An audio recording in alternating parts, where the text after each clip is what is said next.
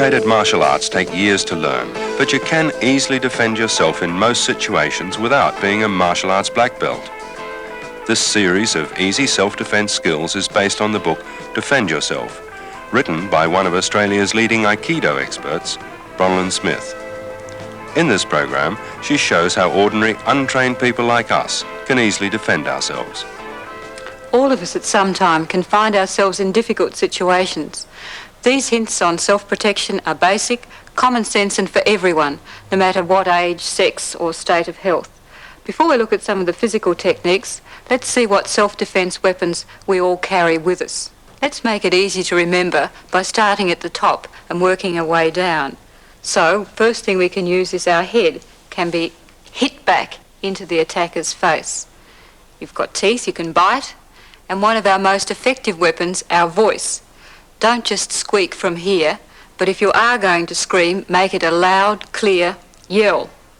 Then we have our elbows, hard and pointy, not just a little jab back, but by taking one hand into the other and use the power from your body movement, you can have a greater effect.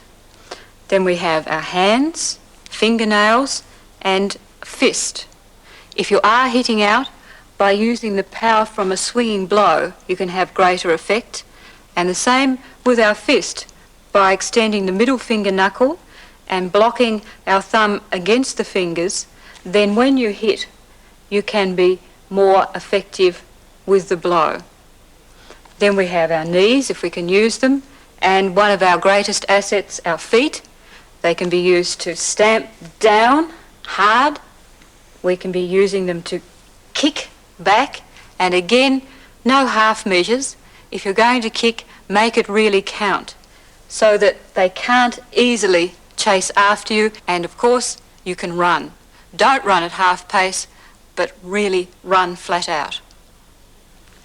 So you're never unarmed, just learn to recognise and coordinate the weapons you do have. Before we go on to some of these coordination techniques, let's have a look at some of the other weapons women are likely to carry with them, in their bag, for example. Let's see what we've got here. Quite an assortment that we can use, I think. We have a hairbrush, used for jabbing forward.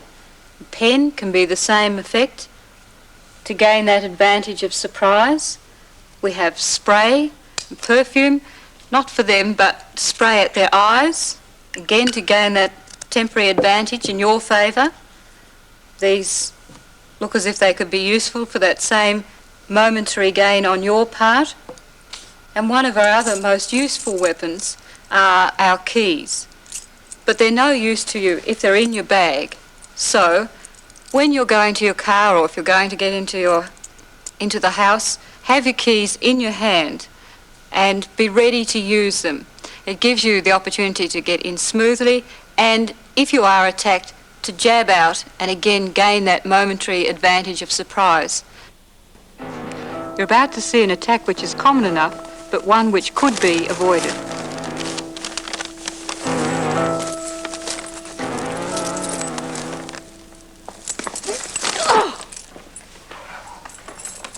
If you can't avoid the situation, then use what self-defense weapons are to hand. For example, you still have your voice. Yell. The keys in your hand can make a most effective weapon, and we still have the shopping bag. Let's use it. Drop it on his feet or throw it at him. Now she has parked in a well-lit area and has the keys in her hand already.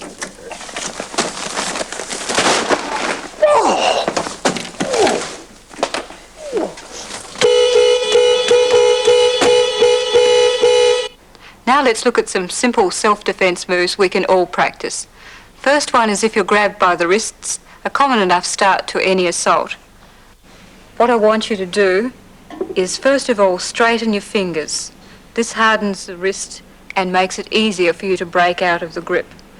Then roll your wrist against the thumbs, coming straight up.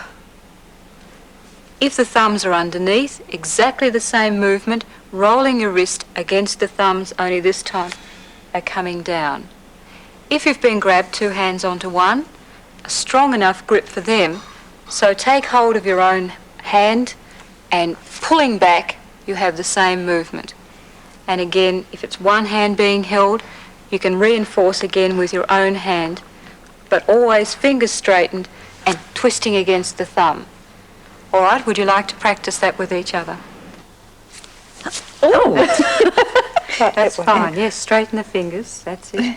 And roll against the wrist. Gosh, that's amazing. Yeah. We'll try it too. Yeah. Yes.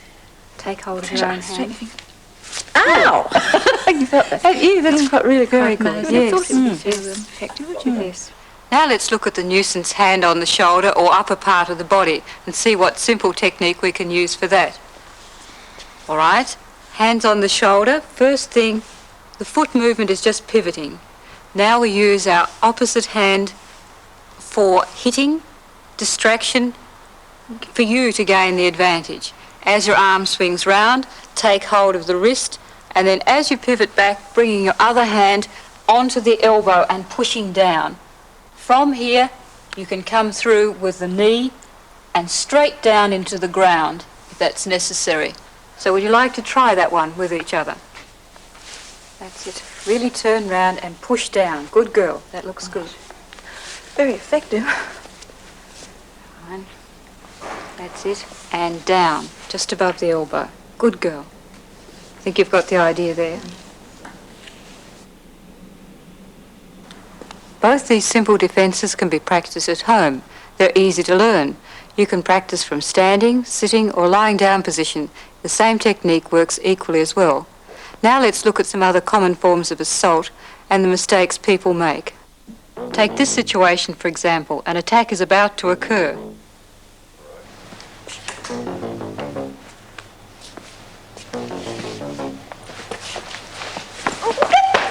If you're attacked from the front or from the back, with a little knowledge you can get out of it. First reaction if someone grabs you around the throat is to get your chin down. Now you can breathe. From here, sliding your hands along his fingers, take hold of fingers, preferably the little one, and yank it back as hard as you can. Now you can run, yell, get out of it as fast as you can. That's fine, chin down, good girl. And yank, that's it. Good. And be prepared to run, yes. If the attack is from the front, reaching for the throat, then we use the same technique as before. First reaction should be to get your chin down so you can still breathe. Then from there, our simple arm over technique, swinging the arm across, hitting for the face. As you do, taking hold of their wrist. So across, take the wrist, and coming back, over, and onto the elbow and down. Swing the arm across, that's it. Really use that momentum as you push down. Good girl. Swing the arm and turn. Good. Straight through. Now with our simple technique, this is what you have.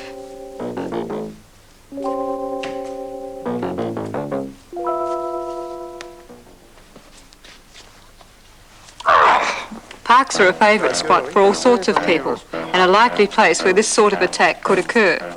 If you've been grabbed by the hair, then the first thing we must do is stop the pain. So to do that, grab and really push your hands down tightly onto his hand so that you really stop that pressure on your hair. Now by turning towards him, duck your head down and jerk upwards. That then gives you the opportunity to kick, scream, get out of it. You have the advantage of surprise and you can now make a move away. It's fine. Really push it against your head. Good. And be prepared. That's it. Push your head back in. That's it. Down and good. My girlie, where's the nearest pub, love? Down there. Without being paranoid, you should at least make a mental note of possible trouble spots and avoid them. If you're on the ground, the first rule is to draw your arms and legs in. This gives you some protection and something that you can effectively hit or kick out with. So if you kick out from here or hit, then you've got some power. If the attacker's in close, by trapping one foot behind his and just below his knee, kick backwards. Now you've got the opportunity to quickly get to your feet. Good. Trap behind and kick back. That's good. Quickly to the feet. Right. Just try and get the foot right behind. That's it. Lean forward. That's it. And kick.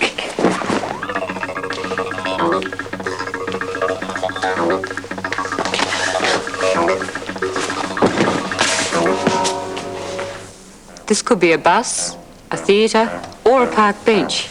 You might not think of this as an assault, but it is. If this situation occurs, then one of the first things you can do is say in a loud voice, "Get your hand off my knee." If that doesn't work, then just reaching across, gently put your hand on his, taking hold of the little finger, yank it back as hard as you can. I think that should do the trick. If the hand's on the shoulder, then you can use exactly the same move. By reaching across, take hold of the finger and yank it back as hard as you can. Now you can move out of the way with a minimum of fuss. Same thing if the hand's on the waist, take hold of the finger and yank it back.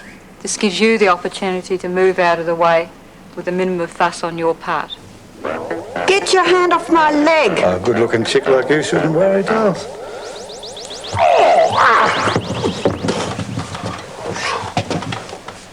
Even in your own home, you can be attacked. This is your home. You know the layout, where the exits are, which doors have locks. Can you, in fact, climb out a window if necessary? But even better, be wise before the event. You can have a safety chain installed, maybe even a peephole. But if you have these aids, make sure you use them. Don't open the door unless you're sure who it is. You can ask for identification. Remember, the essence of home safety is to think in advance. Let me ask you, what would run through your mind if you'd opened that door? Think how quickly I could escape and then scream as loud as possible. If the door was left open, I'd dive out fast. Maybe I can get out of a window. I'd try and see if there was someone else in the house who could help and try and get to a phone. Can I ask a question? Could I pick up a knife or something to defend myself with? Well, you can use a weapon to defend yourself, but it's not a good idea to use something lethal, such as a knife or a gun, which, if you're not experienced in using them, be too easy to be turned against you. Just practice the basic techniques we've looked at today. To be aware of potential dangers may save you having to use your defence training. Let's look at some examples of preventative self-defence.